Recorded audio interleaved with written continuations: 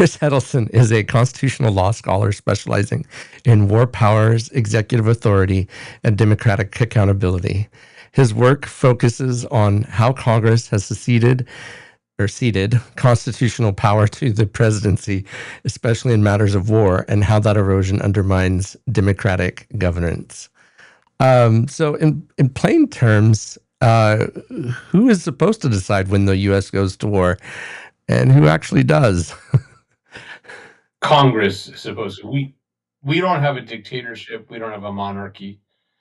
The framers specifically, of course, not surprisingly, they were engaged in a revolution against a monarch. They wanted to make clear that Congress would decide whether to bring the United States to war, except with the limited exception of an emergency. Right. They anticipated there could be a sudden attack, then the president would need to act. But apart from that, it's Congress. Now, as you pointed out, though, in practice, James Madison said the Constitution is only parchment barriers. It's just words on paper unless it's enforced. Right. And the last 75 years, since Korea, in practice, presidents have taken a lot of authority illegally and unconstitutionally to go to war unilaterally. Yeah. And I think it's interesting to note that they framers never anticipated this as being a scenario, right? Like they never would have anticipated that Congress would cede power so easily to the president. I feel like they would have built some different safeguards in place had they have even thought of it, right? They thought that the checks and balances that exist with the courts and with Congress would have been sufficient to avoid a dictatorship, avoid a fascistic regime. But they never anticipated that all three branches of government would be, formed under the, what I've understood to be the unitary executive theory, right? Yeah. And I think it's important that we note that had the Constitution been written differently, we wouldn't have had, since, as you mentioned, Korea, the expansion of the war powers of under each president. I'm positive you would know who Heather Cox Richardson is. She is an absolute delight. I've been trying to get her on here for forever. She's so busy with all of the stuff that she does that I'm an itty bitty tiny podcast, relatively speaking, and she understandably has a lot to on her plate. So, it's very interesting because she talks about the American people and where we're headed, and and that the framers would have, that we can use this as an opportunity to put safeguards in place after, we deal with the failures that we're currently facing. So what would you estimate, when do you think Congress, I should say, why do you think Congress is so willing to go along with Trump? Well, let me flag the point you made about unitary executive. We should come back to that. It's an important point. I'm glad you brought that up. So you also made an excellent point, which connects to your last question. The framers didn't anticipate political parties. They knew about them. There were political parties in Britain, the Tories and the Whigs. Tories more conservative, and the Whigs roughly more liberal, more concerned about too much power for the monarch. But they didn't anticipate that in their system. But what they did anticipate was that the system could be changed. And so when the system no longer worked, I think they would probably be surprised, if not shocked, to find that there have not been fundamental changes to the Constitution after more than 200 years. And we are experiencing constitutional failure. Congress goes along with Trump, Republicans in Congress specifically, because they're Republicans. And Trump, the Republican Party has become a party of one person. It's really more like a cult than a political party that we're used to in the United States. Being a Republican today means being personally loyal to Donald Trump. And if you're not, if you're someone like Liz Cheney or Adam Kinzinger, or even, rather surprisingly, Marjorie Taylor Greene, you're out. Yeah. So that's, in a nutshell, why things aren't working. And as your questions rightly suggest, that indicates it's time for a change, a fundamental change in the Constitution. And what I also find interesting is, and it's so frustrating because the framers put mechanisms in place to change the Constitution. But what they didn't anticipate was that we would be that there would be so many people, that there's so much infighting, so much, their anticipation that there would be statesmanship, right, where people would make the best choice for the country, not just for their party. And I've told my class, my business law class, I said, I'm not sure that we'll see another constitutional amendment in my lifetime. Not because there shouldn't be one, right? I mean, there should absolutely be constitutional amendments, but because I don't know how we can get, 2/3 of congressional legislature to agree on anything. And I don't see how we can get 3/4 of the state legislatures to ratify the amendment, given how divided we currently are. I think the severity of the constitutional crisis that we're currently in might be able to do it eventually, depending on how bad it gets. But I don't know that we're there yet, unfortunately, which is sad, because I think there's quite a few constitutional amendments that need to take place to put a check on President Trump's power. I think that that's important that we address that, but I don't know that we're going to see one, honestly. Well, I agree, but there's a way around that. Okay. The framers of the Constitution actually faced exactly the same problem you're describing. The Articles of Confederation, the first national document we had, could only be amended if every state agreed. Right. And the framers knew that wasn't possible. Just like you're rightly saying, there's no way you can get 2/3 of Congress. You couldn't pass the current Constitution. No. There wouldn't be agreement. Sure. It couldn't happen. Couldn't get 2/3 of Congress, couldn't get 3/4 of the states. The framers had exactly the same problem. Even worse, actually, to amend the Articles of Confederation, which had failed. Country was falling apart. Right. It couldn't meet basic obligations like paying its bills, defending borders.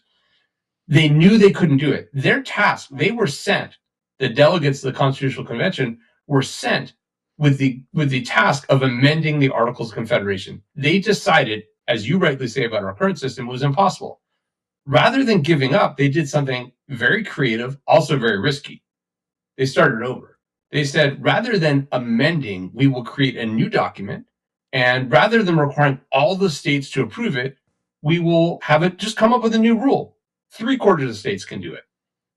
And they were right. The Constitution would not have passed under the existing rules. Only 11 of the 13 states approved of it at first. There were 2. Right. I think it was Rhode Island and North Carolina did not ratify. When Washington took office as the nation's first president in 1789, there were only 11 states. So if they had used the existing rules, it wouldn't have worked. I would take that as a model today. Because we need amendments, we need change to our Constitution. The system has failed. Their checks and balances have essentially disappeared, as you rightly suggest. And it can't be amended under the existing process. We need a new process. Now, what will that new process be? I don't suggest to have, I would not, no one person should say, but some maybe some kind of popular ratification, some kind of vote from people rather than Congress or state legislatures. But if we need a new Constitution, which we do, and it can't be amended, as you rightly say, under the existing rules, then think like the framers did. Try something else. Come up with a new procedure. And it shouldn't be imposed on people. Of course, there'd have to be some agreement, just like the Constitution was ratified by states under a new procedure. But it's essential. If we don't do it, democracy is dead in the United States. And we see what's happening in Minneapolis. There's a prospect of really significant political violence. I mean, it's already happening, but worse. So you are right. We need to do something. This is a crisis that demands really creative thinking and the kind of risk taking that in ordinary times I would never support. Right. I mean, we have a constitution, we have a country for a reason, the way that it is, and it's withstood quite a few issues over the history and course of time. But we have to, and I think that's a very interesting idea. What that would be. I'm curious, and that's one of the things I hope to explore on my podcast is what type of ideas can we do in order to perpetuate the union while limiting the powers and curbing the powers of the presidency, right? So that we don't end up with a dictator any more than he already is. Correct. Which is a different topic entirely. No, right. You argue that emergencies expand presidential power. Are emergencies being exploited or are they being manufactured? Both. So okay. I love history. I've loved history since I was a little kid. I grew up outside Boston, really immersed myself in the history of the area. It's hard not to. It's all around you. The Boston Tea Party's right nearby. Right. There's this little traffic circle. It's funny how they mark it. Where the Boston Massacre happened, that's not funny. There's nothing funny about that. But the way it's marked as a little dot in a traffic circle. Oh my! But you see all this stuff walking around Boston, and that's something that I think about a lot. So, for the 250th year of the anniversary of the Declaration of Independence, the framers of the Constitution were not, perfect by any stretch of the imagination. They supported slavery, protected by the Constitution. Women had no role in the Constitution. But there's some things they really got right, in my view. They rejected monarchy. They rejected what they called tyranny. We would call it dictatorship today. And they understood, I'm paraphrasing Justice Robert H. Jackson here from Youngstown Sheet in 1952, a case involving Truman had taken control of steel factories, claiming that in an emergency he could do whatever he wanted. And the Supreme Court said no. Right. Justice Jackson said, no, there are no kings here. Framers of the Constitution did not create kings. They knew what emergencies were, and they knew, as you mentioned about exploiting emergencies, they knew that emergency power would create a pretext for emergencies. Right. If I'm president and I know I can do whatever I want in an emergency, that gives me an incentive to say an emergency exists. The framers knew that too, and they did not give presidents any emergency power under the Constitution. The only emergency power, Justice Jackson said, is given to Congress. He's right. And even that is very limited. The Constitution says nothing about martial law, for instance. It says nothing about suspending civil liberties. Some countries have rules like that. The United States does not. There are very limited emergency procedures. For instance, Congress can call out the militia to respond to insurrection or invasion. Congress can suspend habeas corpus in an emergency. That means that people can be held in jail without access to the courts for a limited period of time. Right. Those are limited powers. They're available only to Congress. And presidents have the only power presidents have during an emergency is very, very limited. I said they have none. They technically have one small one. They can call Congress into special session. That's it. They can't tell Congress what to do. They can't require Congress does anything, but they can call them into special session. Lincoln did that at the beginning of the Civil War.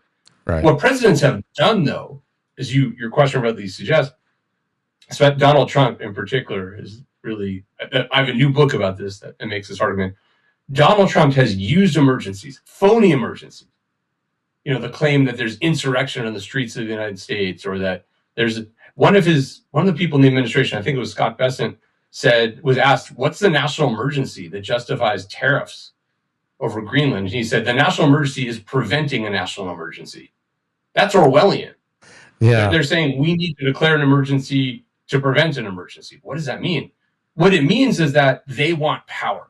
Right. Trump and the administration. And they know that if they say there's an emergency, this is a textbook tactic used by aspiring dictators.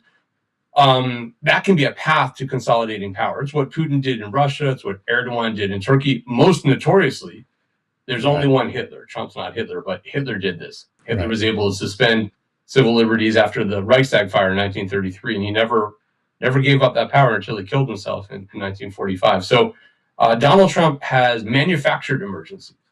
He said there's an emergency when none exists, and he's used that as a way to try. And the jury's still out on whether this will work. He's using this to try to consolidate the kind of power that, not just this, I mentioned before, it's the 250th anniversary of the Declaration of Independence. Trump is trying to go back before that.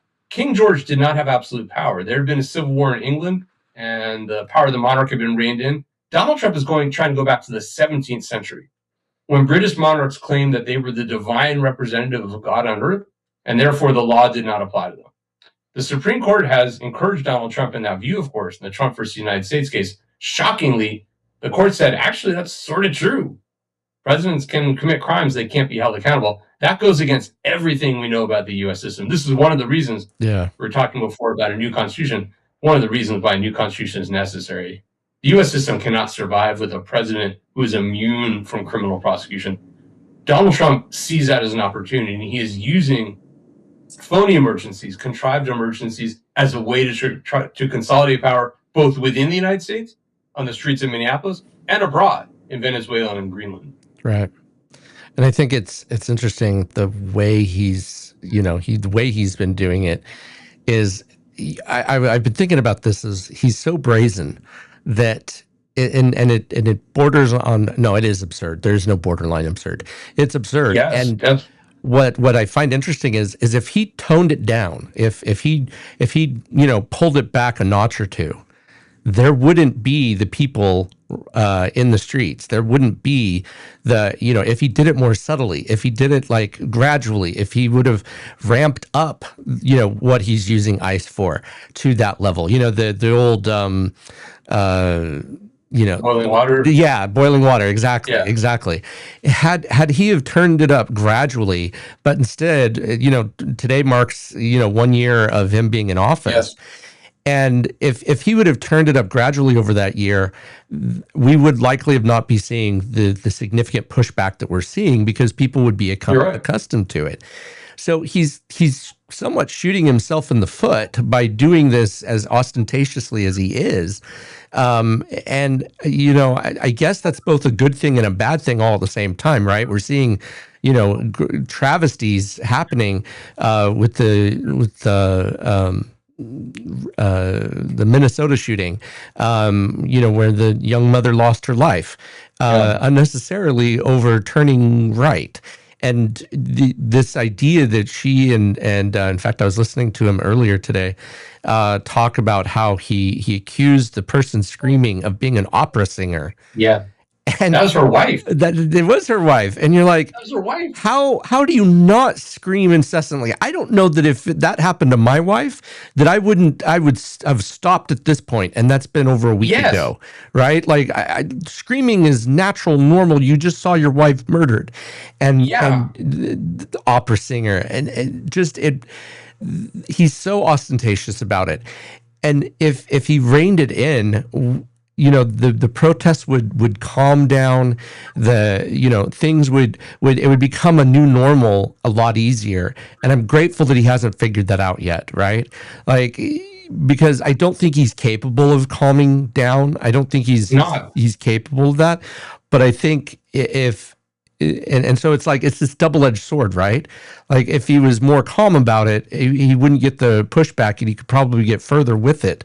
But because he's treating it like a sprint rather than a marathon, he's getting more substantial pushback, thankfully.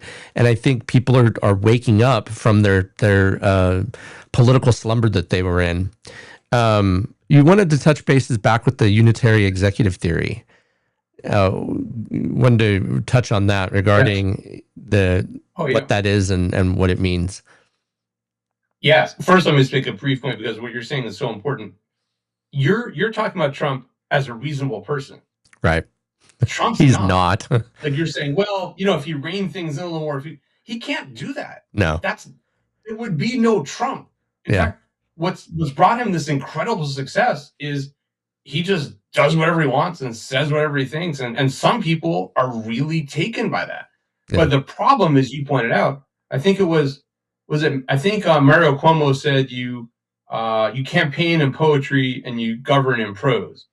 Donald Trump campaigns in insanity and also governs in insanity. Right. He just can't change. So you're right. It is sort of a double-edged sword. There's no Trump without that, but it also could be his undoing. Right. The reason this is so dangerous, though, the unitary executive theory. So the office of the presidency is not compatible with Donald Trump. It just can't. He can't. He's not fit for the task of being president. Even after almost a decade, you can see he's taken no time to learn some of the basics of the job. He sent this, as you said, there's no word other than absurd, this really absurd and insane. I don't know if it was a text or a social media post to European. I think it was the Prime Minister of Denmark. Norway. It sounded like the rantings of a toddler. Donald Trump said, "You didn't give me the Peace Prize, the Nobel Peace Prize, so I'm not going to be good anymore." Right. I think it was Norway. I'm pretty sure it was Norway. So, yeah. I mean, a man like that can't be president. Here's what's dangerous, though.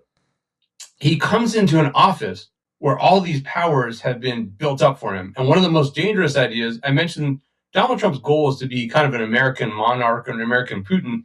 And the unitary executive theory is something that can be useful for him. The unitary executive theory, it's really at least two theories. There's one which I call the narrow unitary executive theory. It's still radical, but the broad one goes even further. Right. The narrow unitary executive theory comes out in the 1980s, the Reagan administration. It's the idea that the president, because under the Constitution, the president has the executive power. The idea is, well, that means the president has all the executive power. Unlike the other branches of government, there's just one president. Right. There's now we have 535 members of Congress, 435 in the House, 100 in the Senate. There's the Supreme Court with 9 justices. That's not mandated by the Constitution, but that's how many there are now. And there's a lot of lower federal courts. There's just one president. So the narrow unitary executive theory says that means the president is the executive branch. Right. Everything in the executive branch belongs to the president. They have all the executive power. People working in the executive branch are essentially the president's employees, and the president can tell them exactly what to do. The president cannot be constrained in telling them what to do. Laws cannot prevent the president from doing this. The president can fire them when the president wants. That makes a lot of sense intuitively to people. The president's the boss. They're in charge, right? I used to practice employment discrimination law. It's like they're an employer. They can fire their employees. Well, actually, you're a lawyer too. I know you know this. This is probably your area more than mine these days, but employers don't have complete ability to do what they want with employees. Right. They can't discriminate against employees. They can't fire whistleblowers. And the same is true of presidents. A president can't fire someone in the executive branch for any reason. I'll give you a really clear example. What if somebody gave the president $1 million and said, "I want you to fire the Secretary of Agriculture"? Right. It would clearly be a bribe.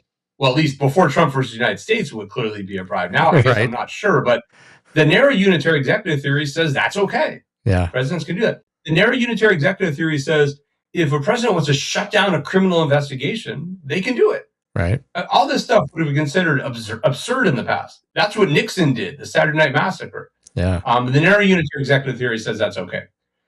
And Trump has been doing this. Trump's been using this as a way to fire people in the executive branch, shut down agencies. It's all based on the narrow unitary executive theory. And the Supreme Court is considering whether there's a precedent from the 1930s, the Humphreys executor case, which goes against the narrow unitary executive theory. It says actually Congress can set some limits on the president's ability to fire executive branch officials. The Supreme Court seems like it's preparing to overrule that precedent, which would give Trump, just like the Trump versus United States case, a lot of power to basically do what he wants. The broad unitary executive theory, I know it seems crazy, but it goes even further. So the narrow unitary executive theory says the president controls the executive branch. The broad unitary executive theory says not only does the president control the executive branch, the president decides how far executive power goes. If I'm president and I think that executive power means that I can order torture, torture by definition is illegal under US law and international law. But the broad unitary executive theory says I'm president, I decide what executive power is. If I think torture is part of executive power, if I think listening to people's phone calls is part of executive power, if I think going to war is part of executive power, I can do it. I'm giving these examples because the narrow unitary executive theory comes out of the Reagan administration. Right. Broad unitary executive theory comes out of George W. Bush. Gotcha. And they use these examples I'm giving. Those are examples they use. There was a lawyer named John Yoo. Mm-hmm. He's a law professor, and he was working in the Justice Department at the time. And he really advanced this theory, although he was speaking for Dick Cheney. Vice President Cheney really was really the main kind of advocate for this theory that if you're president and you decide that something is part of your power, then you can do it, and Congress can't stop you. Even if Congress passes a criminal law, you can set it aside. This pretty clearly is a rejection of the idea of checks and balances. It really makes the president into a kind of king or dictator. And this is what Trump wants to do. So both the narrow and even more so the broad unitary executive theory can be useful to Donald Trump in presenting a legal argument that what he's doing is justified. And of course, the court sort of accepted this in Trump versus United States. That goes a long part of the way. If the president can commit crimes and it's not illegal, well, that's basically what the broad unitary executive theory is saying. So rather shockingly, I was just reading about this today. When in 1974, when the Supreme Court rejected President Nixon's argument that he got to decide whether conversations were privileged, was this case over tape recordings in the Oval Office. The Supreme Court said, no, you don't get to do that. You're part of a system of checks and balances, of separation of power. After the Supreme Court issued that decision, U.S. versus Nixon, in July of 1974, there was a lawyer who had brought the case, Leon Jaworski, who was a special prosecutor. He said, the Supreme Court's decision proves everything that we tell people about the Constitution, that it applies to everyone. Nobody's above the law. We have the rule of law. Well, the Supreme Court has thrown that out. That's what the unitary executive theory is about. The unitary executive theory is a Project 2025 specifically advanced this. That's their goal. It is a project aimed at placing the president above the law. And the Supreme Court's decision in Trump versus United States goes a long way toward getting Trump there. I'm not a fatalist, though. Does that mean he will succeed? No, there's been a lot of, as you suggested before, there's been a lot of reaction against this. I'm not sure that people will accept this, but that's what he's trying to do. And, and I think, the fact that he's trying to do it and that both Congress and the Supreme Court, I still can't understand why Supreme Court's letting him get away with it. From a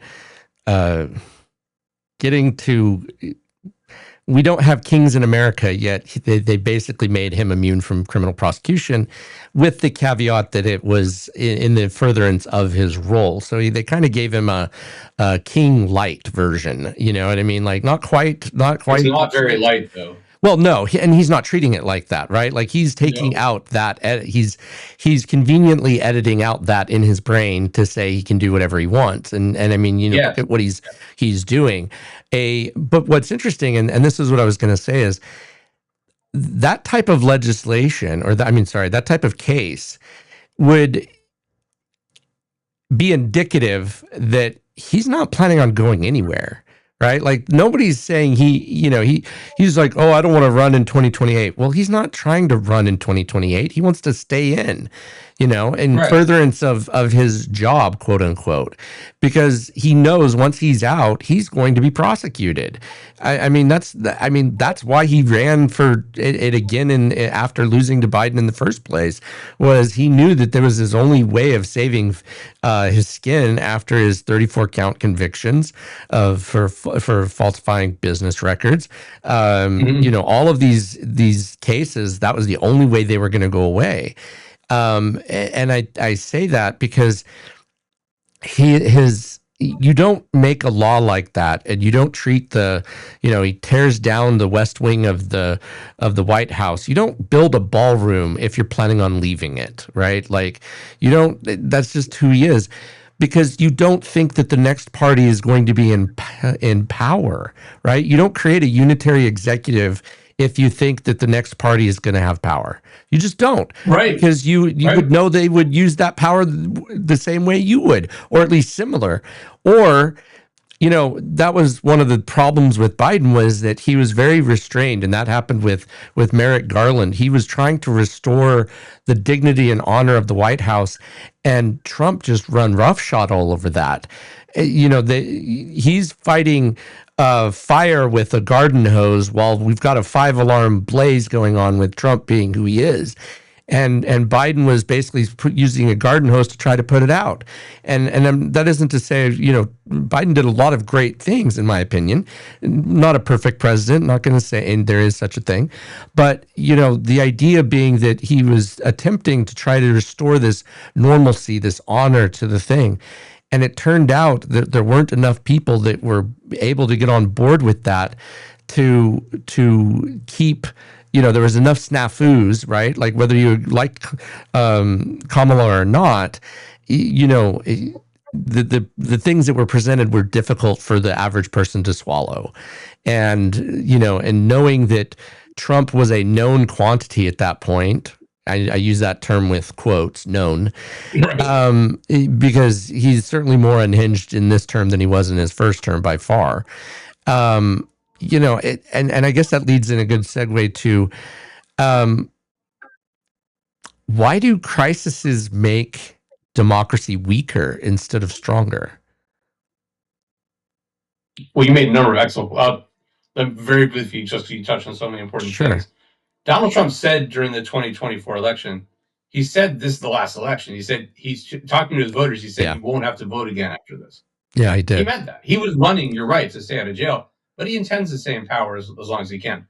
Again, does that mean he will succeed? Not necessarily, but is that what he wants? Of course, he says it. He just said it last week. Yep. He was talking about the midterms, and he said, presidents lose, their party loses midterm elections, and he said, why do we even have elections?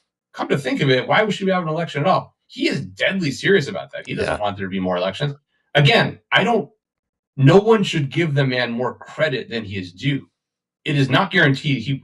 I don't expect that to happen. I don't think he's going to erase elections. That's what he wants to do. That's his goal. It's important to know that. So why do crises make the system weaker rather than stronger, as you said? Yeah. A lot of it depends on the person. So the framers of the Constitution were very concerned about giving one person too much power. They rejected monarchy. They all rejected monarchy. Even Hamilton, who took the broadest view of executive power, he said that won't work here. He respected the British system, but he said it will not work for us. Right. And many of the framers did not want the Articles of Confederation did not have an executive branch because they were so worried about creating a new king. So when the Constitution replaced the Articles of Confederation and created the office of the presidency, there were many of the framers who were worried. Patrick Henry, George Mason. Patrick Henry said the Constitution squints toward monarchy. Basically what he meant is once you have a president, that president will just aggrandize power. They'll become a king. And the one thing that made some of these skeptics more comfortable with the idea of the presidency is they knew George Washington would be the first president. Everyone knew that. He was going to be the first president, and they trusted him. And he used power responsibly. Again, just like you said before, you were talking about Biden. This is true of Washington too. No one's perfect. Washington was a slave owner. Right. This was not a man who was, he more than a share of flaws. But one thing he did very well is he understood the danger of power. He said when he was elected president, he said, I understand, this is a phrase he used all the time. He said, I understand that I walk on untrodden ground. What he meant by that is he understood what he did would set precedent. Right. And he was very careful when it came to power. He had a copy of the Constitution. He took notes on it. It was sold recently for some enormous amount of money, like $10 or $15 million, annotated version of the Constitution. And when he faced emergencies, there was a rebellion in Pennsylvania, the Whiskey Rebellion in 1794. He didn't respond to it by laying siege to cities in Pennsylvania or going to people's houses and pulling them out, as is happening in Minneapolis, or shooting people in the face. He followed the law. There was a law that Congress had passed. It's a basis for the Modern Insurrection Act. And he followed the law. The law required that he issue a proclamation calling on the rebels to disperse. And he followed that, and he acted very judiciously. He pardoned the rebels in Pennsylvania after the rebellion had been quashed. He was not a man who sought vengeance, like Donald Trump. So it really depends on how power is used. If you have somebody who's responsible, as most presidents have been, by the way, most presidents have used emergency power responsibly. The problem is it just takes one. Yeah. When you get one president who abuses power, who sees power in personal terms, how can I use this to advance my goals? Which, as you said, for Donald Trump, is staying in office as long as he can, making as much money as possible for himself and his friends and his family. All it takes is one. And if you don't stop that person, that's it. Trump is not the first person to try this. Nixon did something very similar. Right. Nixon had a similar theory of emergency power. Nixon said, he talked about this in the famous Frost-Nixon interviews. The interviewer, I always forget his first name, I think it was David Frost, the British journalist. He died fairly recently. And Frost was talking to Nixon. This was 3 years after Nixon left office. And he said to Nixon, "How, you committed these crimes. How can you justify this?" And Nixon infamously said, well, now it's sort of different after Trump versus the United States, but at the time was infamous. Nixon said, well, when the president does it, that means it's not illegal. At the time, that was shocking. Again, the Supreme Court recently said actually he was right. But when he said that in 1974, it was shocking. And Frost's response to Nixon was, wait a second, what do you mean by that? How can that be justified? And Nixon said, well, I haven't read the whole Constitution. That's shocking, too. Nixon was a lawyer and he was president. He said, I haven't actually read the Constitution. But he said, my understanding is that in an emergency, presidents can do certain things that normally would be illegal. And Nixon said that I was just doing what Lincoln did. Lincoln faced a civil war. I was facing a civil war, too. What Nixon meant by that was the debate over Vietnam. He said that was our own kind of civil war. And Nixon said that justified my setting aside the law. So most presidents are not Nixon. Most presidents are not Trump. Most presidents understand that they can't just make up an emergency. Nixon said that the student protesters were fighting a civil war. Trump says that there's insurrection on the streets of Minneapolis and Los Angeles and Washington, D.C. Most presidents don't do that. And so the system usually has actually worked pretty well, but it's depended on the restraint of one person, the president. And it's also depended on when a president does go too far, like Nixon, it depends on people in their party, Republicans for Nixon or for Trump, setting limits, which they did for Nixon, but which they have not for Trump. And I wonder if there's a line that they will. And so far, they've shown that there isn't one. But I'm wondering if Greenland might be that line, because there have been some senators who have come out against it. And I think that's telling because, I mean, heck, Mitch McConnell, who has enough responsibility on this one to like, he owns so much of what we're going through right now that it's insane, but that's a different topic. He even came out against it, even when he had come out and said, oh, we can't convict Trump or we can't remove Trump because that's the job of the criminal courts to decide. Yes, he said we have a criminal justice system. That's and you're like, but we're not. The impeachment is the only remedy for the president, right? Because a felon, as we have unfortunately, my wife was incredulously asking me, how is someone who's a convicted felon allowed to run for president? How is that not conceptualized in the Constitution? I said, it's not. And it's not. They never thought that this was going to be a thing.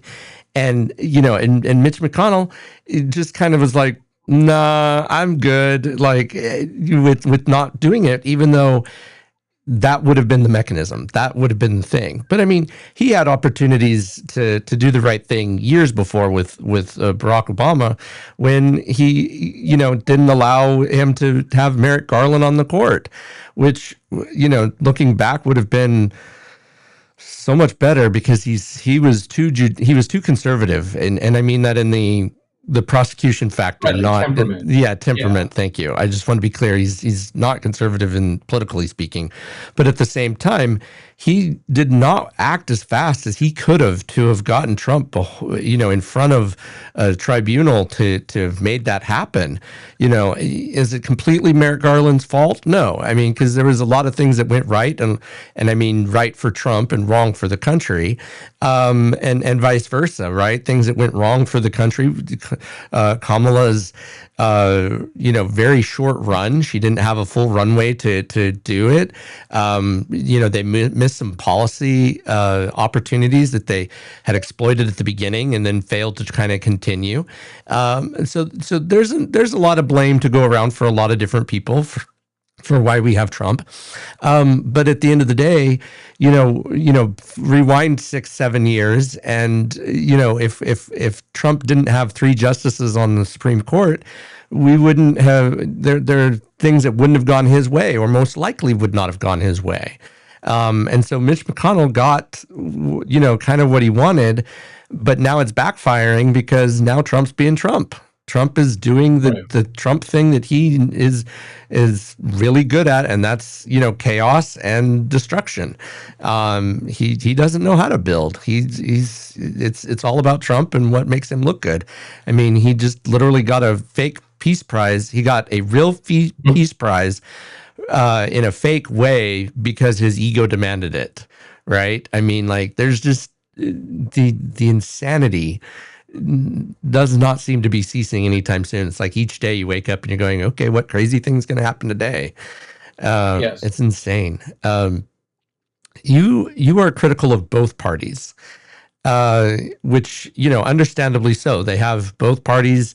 I don't think that they ever meant to be so entrenched, you know, from the beginning. But this is where we are, right? We have two parties, two strong parties, kind of, if you will. Their interests seem to be, you know, seemingly parallel to each other at times, you know, and keeping themselves in power rather than doing what's right for the people seems to be more of a common theme, even though the Democrats currently aren't doing the wrongest of things. I don't remember if that's a word or not, but you know what I mean.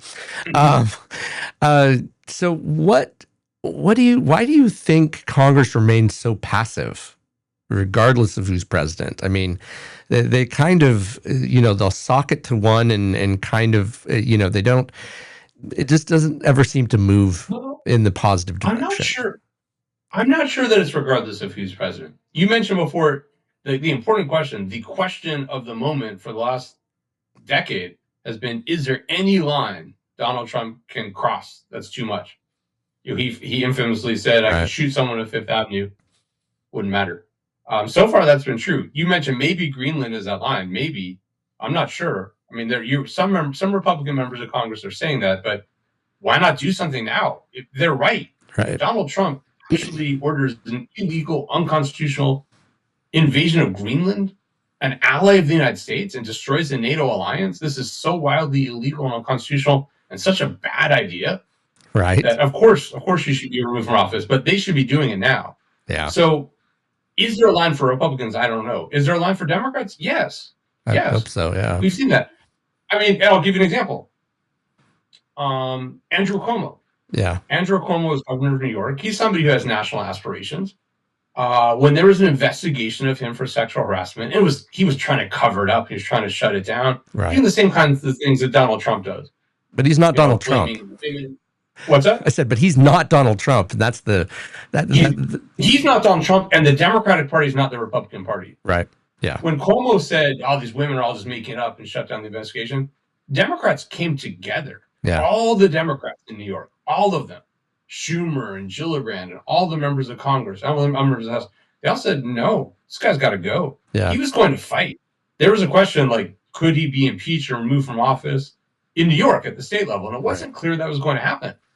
And, you know, if he were Donald Trump and the Democrats were the Republican Party, he could have just dug in his heels and he would have survived. Yeah. Democrats forced him out. They said, you must go. And he resigned. And his political career is over. So I think Democrats have lines. Are Democrats perfect? Of course not. I think there should be wholesale reform of the Democratic Party. I think Democratic leaders like Schumer and like Jeffries in the House, Hakeem Jeffries, are not up to the task. They did what was necessary for Cuomo, but they don't know what to do right now with Trump, with Minneapolis, and with Greenland. But they are different than Republicans. It's a very low bar. Right. I mean, it doesn't take much to differentiate yourself from a party that has put itself in thrall to one person and has told him he can do whatever he wants. But Democrats are not that party. Yeah.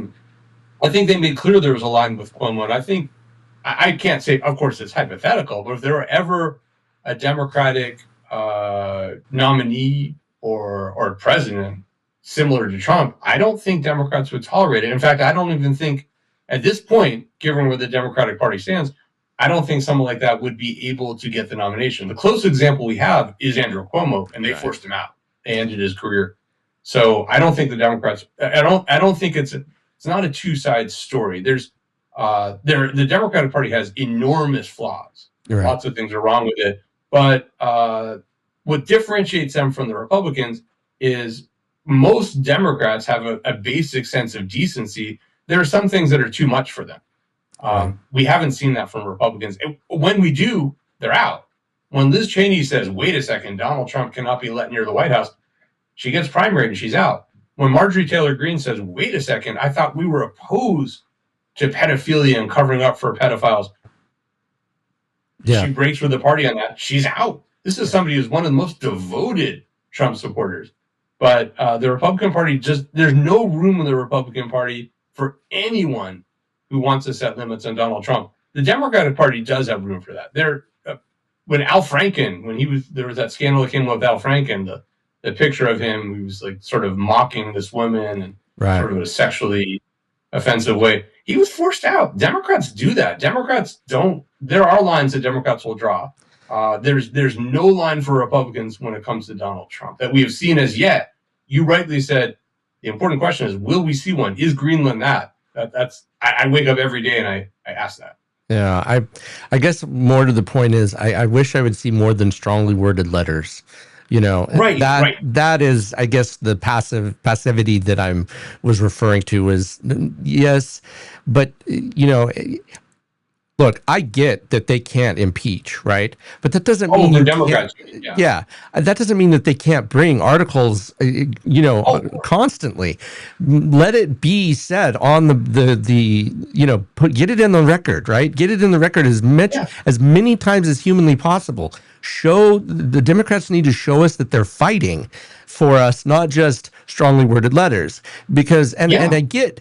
Anybody that's paying attention half of a second knows that, okay, Republicans control the House, Republicans control the Senate, and Republicans control the executive branch as well as as SCOTUS. So is there likely going to be movement in that category? No, I'm not. Nobody is naive enough to think that.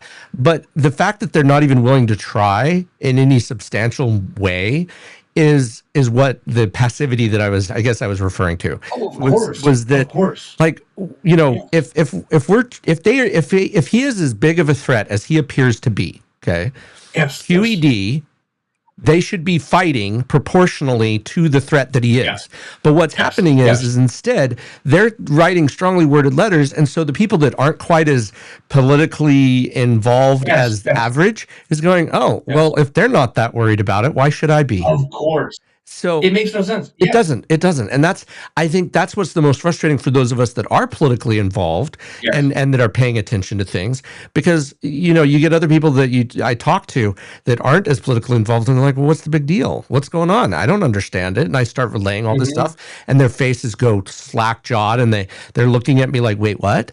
And I'm like, because the Democrats aren't saying it every opportunity they get to bring the heat, the messaging as well as the articles. Could you imagine it would be in every news cycle if they were impeaching him almost every day, right? If they brought in articles every time he did some inane something, they would get the news cycle and would be like, yes, we're fighting. We see the significance. We have this, that would be on the news rather than what insane thing did he do today, right? We would be seeing the articles being, brought before the House and knowing that it's not going anywhere, people would catch that. We understand that. But I guess it's frustrating to be on the sidelines looking in and going, why aren't you doing this? That's your job, right? It was the weakest Congress in what? I don't know. 200 years. It's got the least done of any Congress, and yet we couldn't have been doing that, right? Like, okay, so you're not busy passing legislation. What are you doing? Like, why are we not doing this? And I think that's a question that each member of Congress needs to answer to its constituents. Would you argue that Congress is ceding of power and seemingly passivity to this? Would you say it's cowardice, convenience, or just how the system is set up? Depends on the member. Okay. Some of them are cowards. Some of them, we know this. After January 6th, there was reporting that some members of Congress, they would not be named, these are Republican members, were afraid. They said, we know Donald Trump went too far on January 6th, but we can't vote to impeach. Our families will be threatened. Now, I empathize with them. I don't want my family to be threatened either, but that's cowardice. They're not up to the task. Yeah. So some of them are cowards. Some of them really like this. I mean, there are Republican members of Congress who love what's happening. Some of them want to be close to power. Someone like Lindsey Graham. Lindsey Graham in 2016 said, if Donald Trump is nominated, we deserve to lose. Now he's one of Trump's biggest supporters. He just loves being close to power. It depends on the person. Some of them just aren't up to the task. You were talking about Democrats. Yeah. I think they still don't know what to make of Trump. Really? Like Chuck Schumer. Chuck Schumer just wants, he's a normal guy and he wants to do normal things. Things aren't normal anymore. Right. If Donald Trump is as dangerous as people say, and don't take it from me, Liz Cheney says this. Right. Very conservative Republicans. Joe Walsh. Joe Walsh is one of the most conservative Republicans. The first time I heard about Joe Walsh was Election Day in 2016. Joe Walsh, a conservative member from, I think, Illinois. Yep. He has a talk show. Yeah. But he was a member of Congress at the time. And Joe Walsh said on Election Day 2016, he said, I'm voting for Donald Trump. If Hillary Clinton wins, I'm picking up a musket. Who's with me? Right. I remember seeing that and thinking, whoa, okay. Joe Walsh he joined the Democratic Party and campaigned for Kamala Harris. Yeah. Not because he became less conservative, but because he had the courage to stand up to Donald Trump. Yeah. He said, yeah, this guy is really dangerous. Sorry, I can't support him anymore. So if Joe Walsh is showing people this is serious, he says, yeah, Donald Trump is every bit as dangerous as people are saying. Chuck Schumer is glad to, I just saw a picture of him the other day shaking hands with Marco Rubio and smiling with him. Chuck Schumer and many of these Democrats in the Senate and the House are glad to interact with Trump, and they think they can make deals with him, and they vote for his nominees. Yeah. So you're right. Democrats don't have power, but if there is somebody nominated to federal courts or to a cabinet position, Democrats don't have to vote for them. Right. Why would you vote? Marco Rubio, I think his vote was 99-0. They all voted for him. Like, why are you doing that? If Donald Trump really is trying to become an American Putin or American monarch, why would you give him anything? And if you do give him something, people who don't pay a lot of attention, as you said, are going to say it can't be that bad. Right. Because they're treating him like he's reasonably normal. I understand that. I think Schumer just doesn't know what to do. Yeah. He doesn't understand. Some of the Democrats do. There are a few. Ocasio-Cortez, I think, is pretty good on this. Yep. Chris Murphy in Connecticut in the Senate, they're pretty good. But most of them just don't know. And to be fair, who would have thought this would be something we'd be dealing with in American politics? But I think the reality is, if you can't take on the task, if you're not up to the moment, you should step aside. Yep. They're not capable of dealing with this, and you're absolutely right. They just aren't up to it.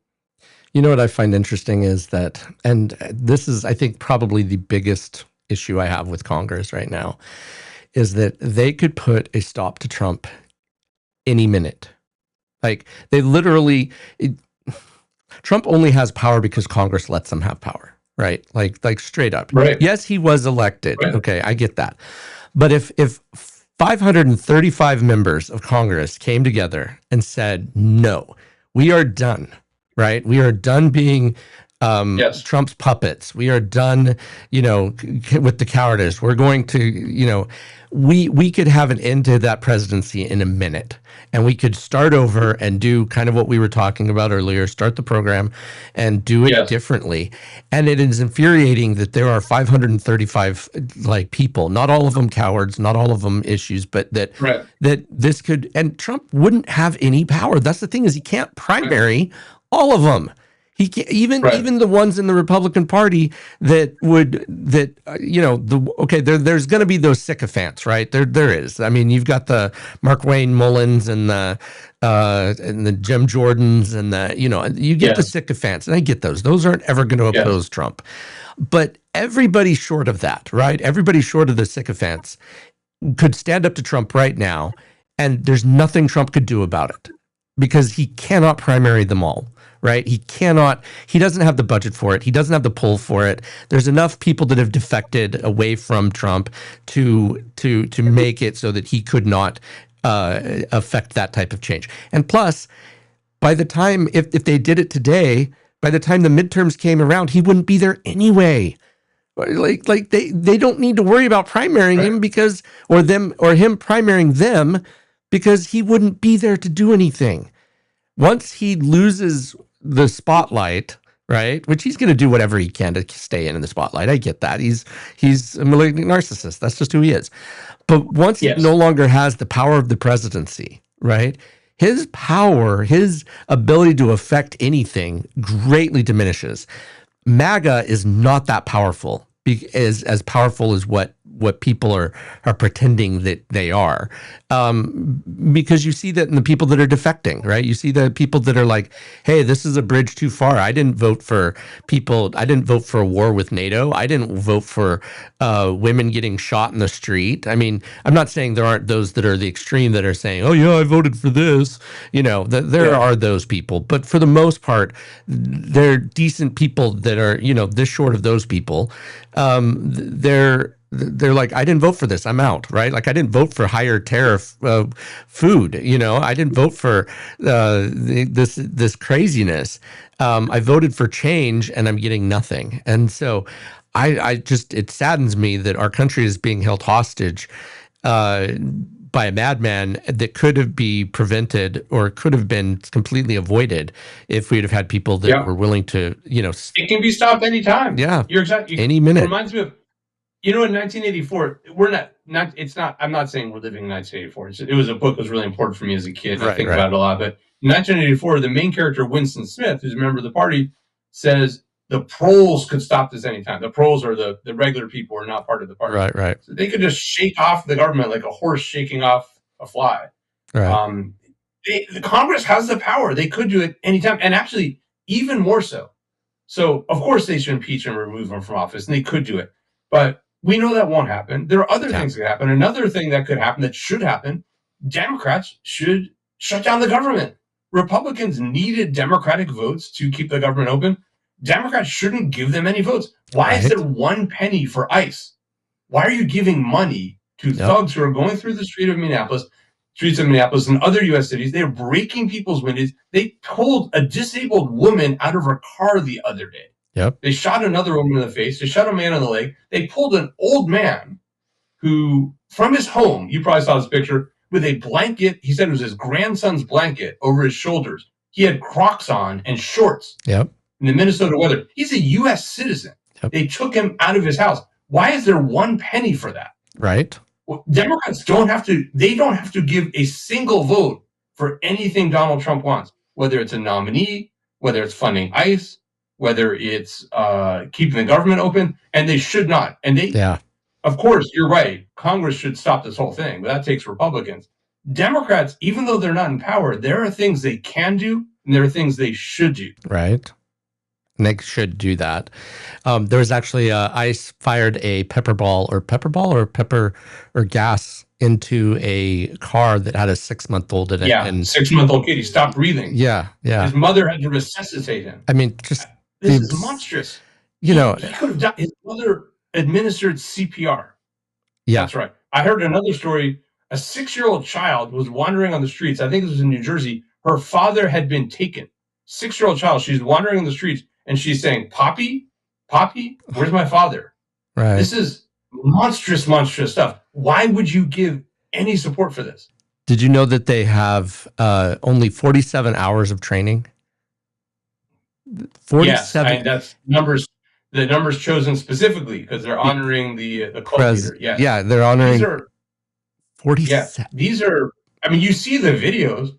I saw one guy. It's too much to keep track of, but there's some of the pieces come back to your talk about this. Right. You probably saw this too. One of these ICE officers is speaking to a protester and says, "Didn't you learn anything from what happened?" Right. He was talking about the shooting of Renee Good, and he basically was saying, "Shut up, or you're going to get shot too." Right. These are thugs, and they know that they can do what they want. There was I think the DHS put out this statement. There was some government statement that essentially said, it was directed to ICE, and it said, "You can do what you need to do. If people are in your way, do what you want."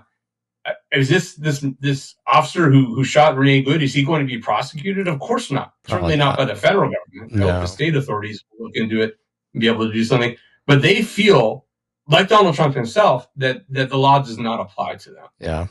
JD Vance said that ICE officers have absolute immunity. And I was like, hello, no. He's a lawyer. I know. And not even, I mean, like, Yale should call and get their degree back. I'm not even kidding on that one. Like, I mean, I am, but I'm not all at the same time, because I mean, to say that is just such a blatant disregard of his education and the honor that, that every attorney, that swears an oath to the Constitution takes. And this idea that you can just say that and that, people are just going to believe it. I mean, it's such a thing. Chris, you've given me gracious amounts of your time.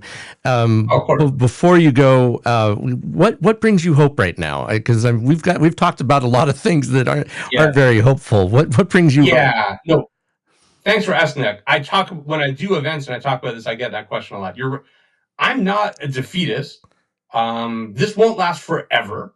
It doesn't mean we can sit by and do nothing, but I look at things like there are people in the streets in Minneapolis who are in a restrained way responding to this. They're not using violence. Trump wants them to, so we can say, look, there's violence. They're out there with their neighbors. They're protecting their neighbors. You saw this video. There was this guy who's in the street who said, I don't come out and protest. It's not what I do, but I have to be here. It's like I'm an older white guy, that's me too, who said, like, this is crazy. So lots of people, the Republican Party has lost its moral compass. Donald Trump never had one to begin with, but lots of Americans still have it. Lots of Americans see what's happened and they are horrified. And I have a friend in Minneapolis who I was emailing with, and she was telling me what she's experiencing and how people are responding, how her community is responding. The other aspiring dictators, Vladimir Putin in Russia, Fujimori in Peru, were much more popular than Donald Trump is. Even when you reject democracy, Vladimir Putin worries about what people think. He's not holding free elections, but he knows if he's unpopular, that's a problem. Donald Trump is deeply unpopular.